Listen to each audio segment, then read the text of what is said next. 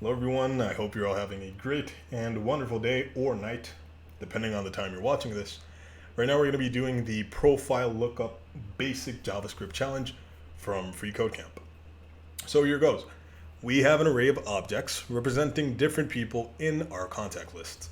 So we have here our variable context, which has been assigned an array with 4 nested objects, each with the same property names. So each object has the properties first name, last name, and number, each containing string values. And lastly, each object has a property with the name likes, which contains an array with that person's likes. So a lookup profile function that takes name and prop as arguments has been pre-written for you. So we have that function right here, function lookup profile with name and prop as arguments that will be passed on to it. So we have our first challenge right here. The function should check if name is an actual contact's first name and the given prop is a property of that contact. So it should check if one of the objects contains the name we pass on to it and if the prop passed on through our function is an actual property of that contact. If both are true, then our function should return the value of that property, meaning the contents inside of that property. If name does not correspond to any context, then our function should return the string no such contact. If prop does correspond to any valid properties of a contact found to match name, then our function should return the string no such property. So let's get to doing that real quick. Firstly, we need a for loop to cycle through each individual object, checking for our first name property. So how do we do that? Well, first we need our for loop with the following conditions.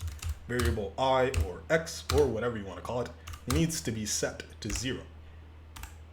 And as long as our I variable is less than our contacts, which has been assigned an array, length, so if I is less than the length of our contact, I will be incremented by 1, so I plus plus. And then we move on to our first if statement. So if our name is an actual contact's first name, so if contacts at position I accessing our first name property, so first name is strictly equal to the name passed onto our function, then this code passes and we move on to the next one, to our next if statement. So if our property is an actual property of that contact, so if our contacts at position I, so one of the objects inside of an array, using the hasOwnProperty method, hasOwnProperty, prop, which is the property submitted, then our function should return the value of that property. So it should return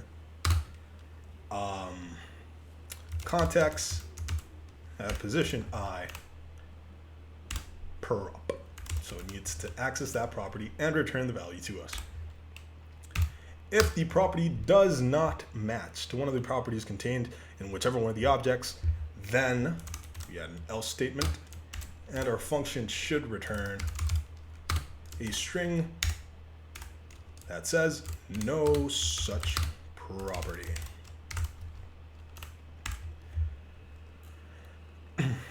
Lastly, if our for loop has cycled through all of the contents of our array, so if it's gone into each individual object, and checks for the first name property and has not found a match, then we exit our for loop right here, and our function should return a string with the words no such contact, because no contact was found. Oh, excuse me.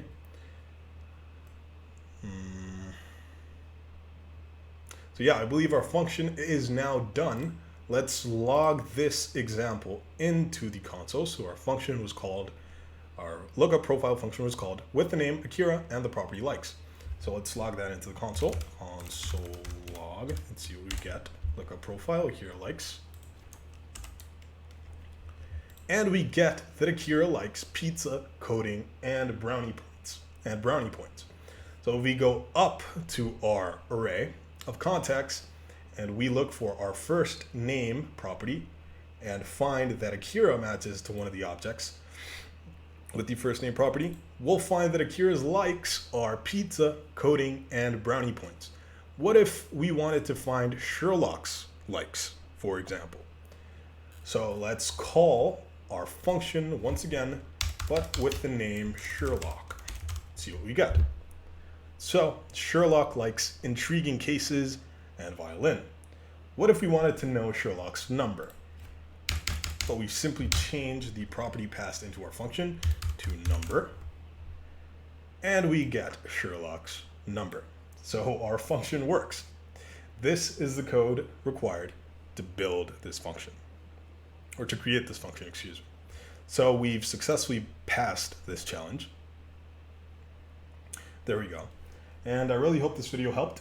If it did, please consider subscribing and leaving a like. It really helps me out a lot. See you guys in the next one.